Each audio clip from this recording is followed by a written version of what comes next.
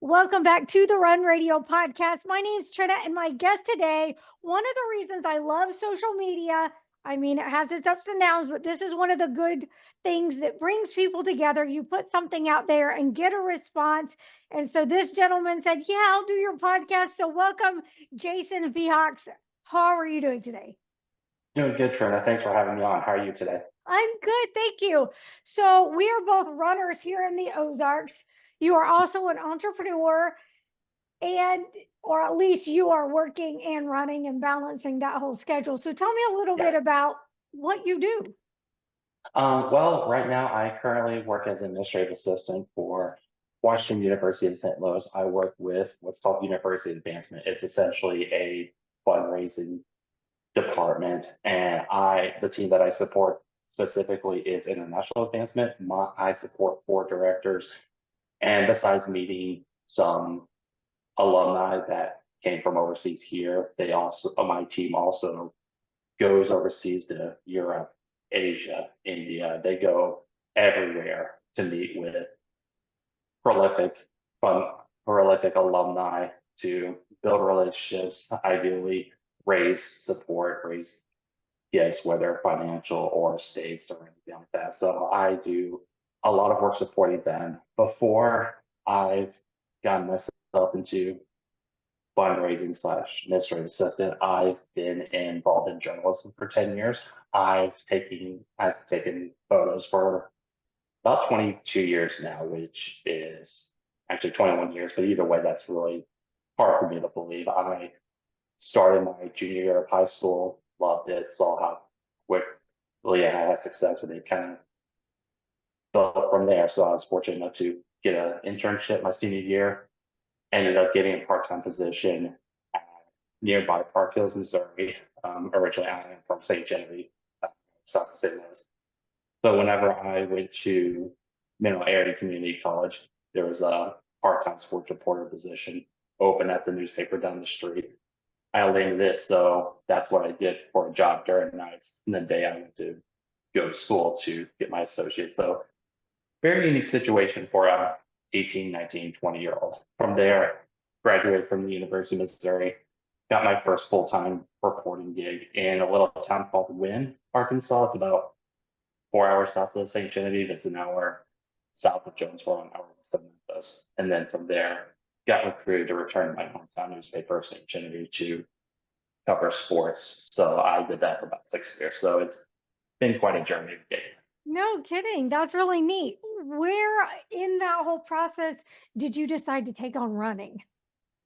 Actually, whenever I was about almost a year in, when I was in Arkansas, I mean, Wynn is a very great place, but it was also challenging. Whenever I got there, I was in my mid to late 20s, single, and everyone else there was they're either in elementary school or at high school, or maybe they're like in their upper 20s starting families, or they were 70, 80, 90 years old. So there is a very huge gap didn't exactly, that I kind of fell through the cracks, for lack of better words. I mean, great people, don't get me wrong, Yeah, but it's kind of hard sure. to fit in. But one of my colleagues there, he was involved in running. And when I upgraded to an iPod Touch, which I know that really makes me sound old saying that, I heard about the Nike Plus Run app, and I just kind of decided to try it out. And then I kind of liked how it kept me accountable, kept tracking the mileage, stats, and all that stuff. And it kind of just built from there.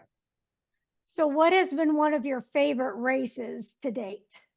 Ooh, that is that's a challenging one because I do kind of call myself a bling hunter, and I feel like I can't actually back up that status. But I'd say if there was a favorite race, I'd say probably go with the one that I'm currently working towards, the hot chocolate race series. I know that's an event that takes place in most, if not every, big city in the United States, including St. Louis. It almost just feels like a running party, and when St. Louis has their event, it's getting close to winter time, so it's a good time for hot chocolate. And at this point, it kind of feels like almost tradition now. Whenever after the first 2 years, I decided to do it. I wasn't sure if I was going to do a third year.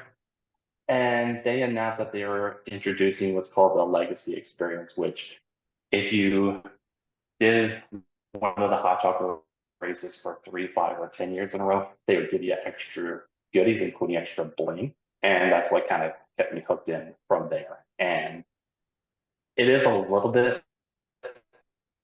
pricier compared to other races, but for the support experience and everything you get in return, it's absolutely worth it, especially if you can sign up right away. And I mentioned I wasn't sure if I was going to do it for a third year in a row. And in this December, I'm going to be reaching Legacy Year 10 this year. So Oh. just kind of crazy how that worked. So do you get very competitive with your times, or do you like to just go out and let it happen and enjoy the run, or a little bit of both? How do you? I I used to be more competitive when I was younger. I've been running off and on for 11 years now. So I think I hate to say that age kind of catches up with everyone, but I definitely noticed that ideally my times now aren't anywhere close to what they were when I started. And sometimes getting that rest and recovery takes me an extra day or two. So I know it's not ideal, but I also know the answer obviously isn't just give up, do absolutely nothing. Right. But if anything, if I'm competitive towards anything, it's more about kind of a little bit of me versus me, but also me versus the environment. I think I like knowing that I'm taking on different courses, different scenarios, as opposed to feeling like I have to beat this certain 5K or 10K time. Yeah. Well, and you also, like so many people, you're juggling work, family, you've got a young son. So, what's that been like to go from single guy running to family man fitting in your fitness? Yeah, it's definitely been a challenge recently just because preparing, I mean, that's definitely, I don't know if I'd even say that it's on the back burner just because, I'm so focused on getting ready for my son's arrival. And then now he's here. He turned 10 weeks this past Saturday. So it's all been really exciting. But I know that, eventually I will get back into it. And I feel like right now is actually kind of a good time to step away for a couple of reasons. One, it's summer. I'm a bigger runner. I don't like hot weather at all, anyways. But also around this time last year, I started like really running a lot more mileage because I was dealing with a lot of grief as well. But that also led to some injuries, especially with my left knee. Oh, So the good news is with this hiatus, it pretty much healed my knee as well. So when I do return, I know it's not ideal to start over, but at least when I start over, I'm going to start over healthy. And I think that was absolutely, especially if it means good to welcome our son to the world. for sure. And congratulations on all of that. You Thank you. were talking about some grief. How did running help you work through some of that, or at least, deal and manage it? Yeah, I think it just kind of gave me a lot of time to honestly just kind of talk to God.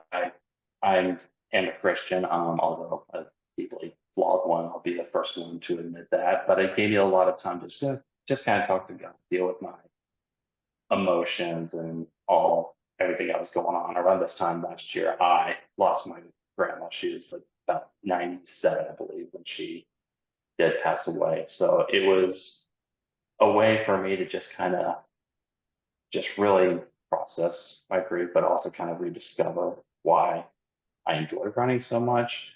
Um, and at the same time, it's also should have known there would be more consequences. That the fact that for a long time, I would run maybe 10, 15 miles a month. And then all of a sudden, I did about 100 miles in 2 months. Yeah, I should have known eventually that was going to catch up to me. And Yeah.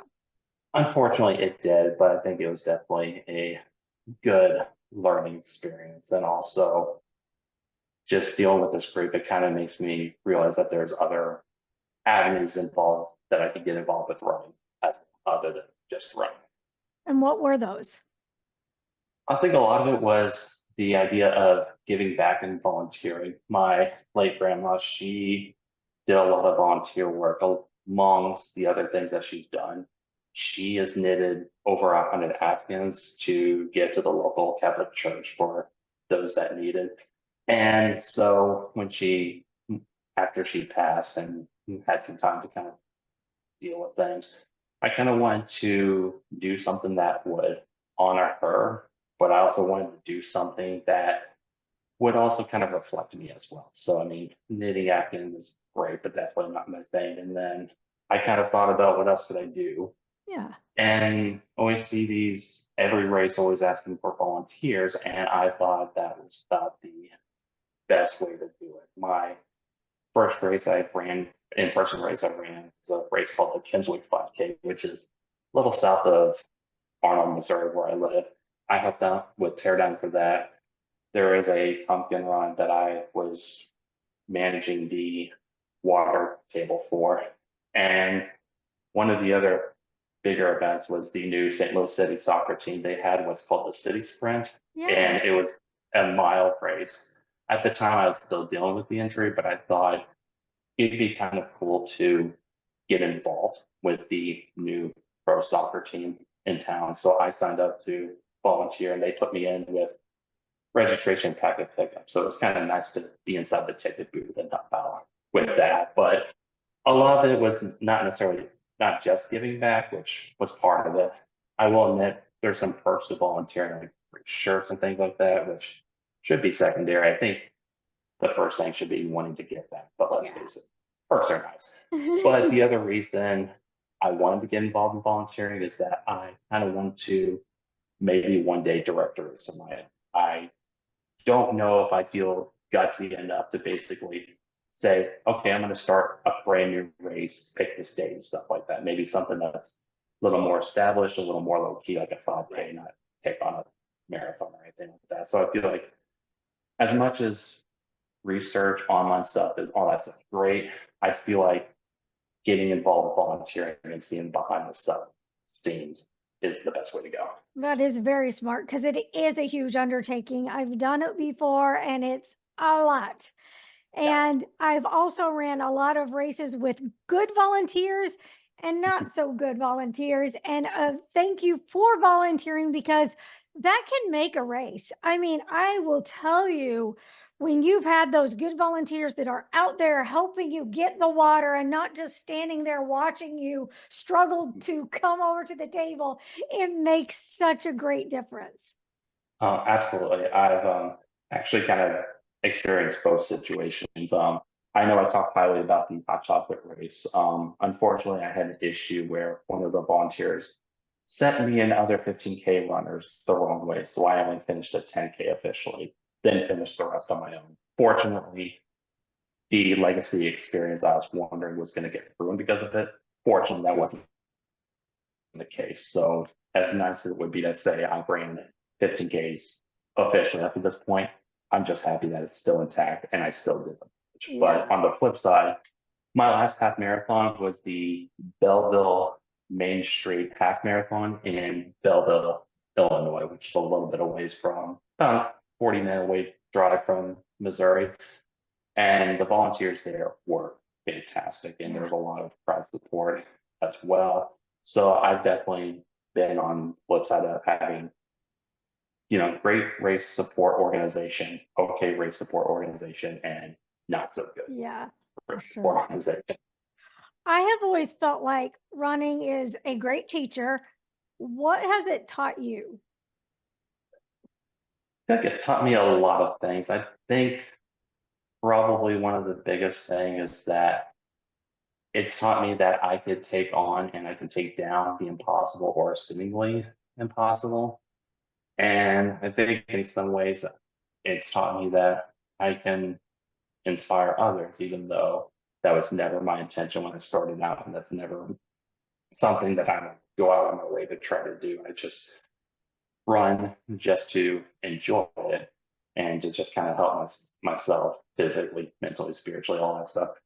But I feel like those are the main things that running taught me, that I can do difficult things, even things that look really borderline or actually impossible. What did you think was going to be impossible or hard for you with regard to running?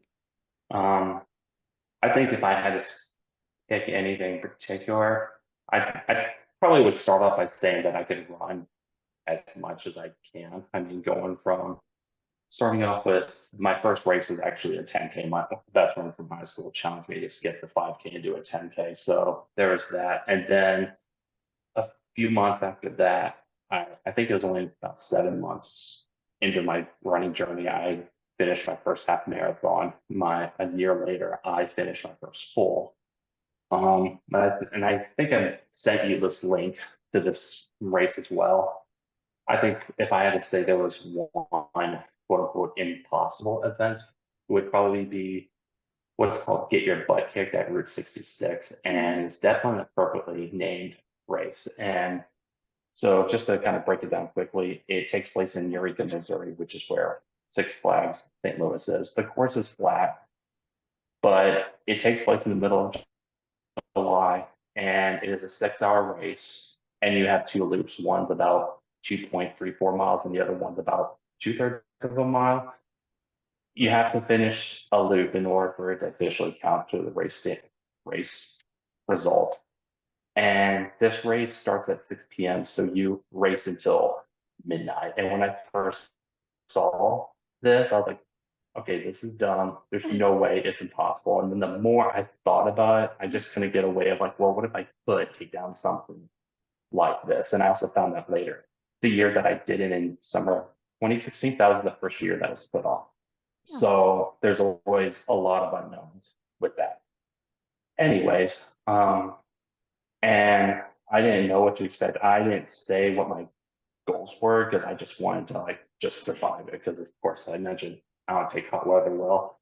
I really wanted to knock off 20 miles before the race was over, and I managed to finish with 20.06 miles with about 25 minutes left. But the last two small loops I did to get that to that point, I mean, there's like 35 minutes left, which sounds like there's plenty of time to do that. But when you are in the heat for that long, running for that long, I mean, those loops, as short as they are, they can drag on.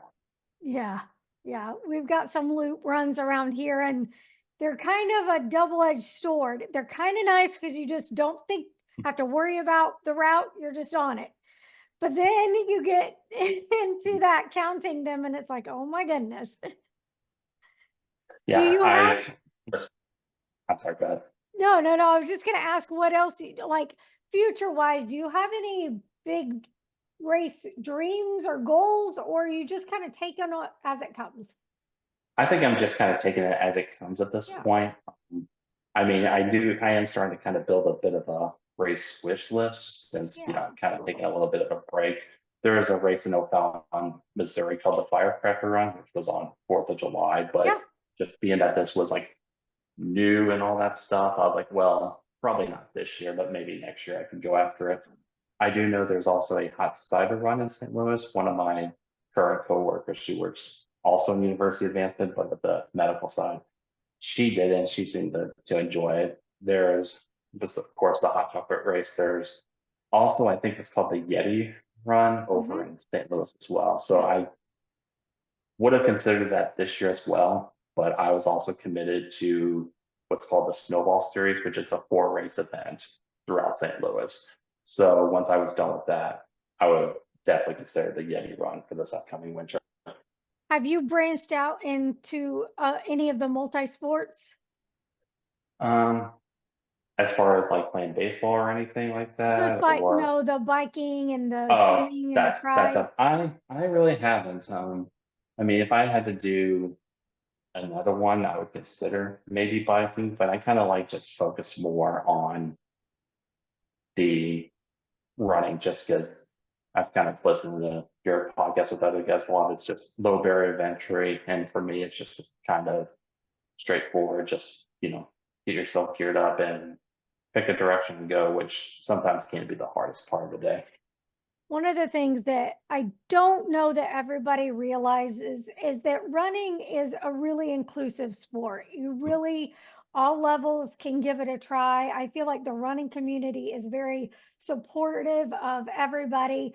What would you say to someone that has thought about running but kind of is maybe intimidated by the whole sport of it all? Yeah, I kind of just use myself as an example. I mean, I definitely don't have the typical runner's build. I mean, I'm built more as a playing for football as a lineman than a typical runner, but I still go out there and enjoy it.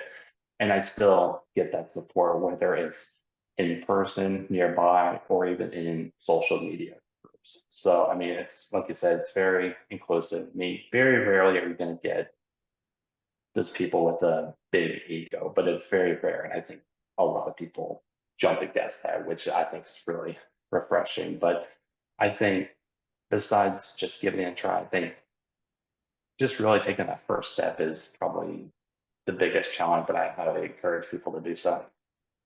All right, what's your favorite post race food? Usually it's whatever I can get my hands on at the time. I'm not too picky, and if there's something I'm really craving, usually it doesn't hit until maybe later on in that evening. Although I will say, probably my favorite one that I had was after I finished as I mentioned before, the Belleville Main Street half marathon.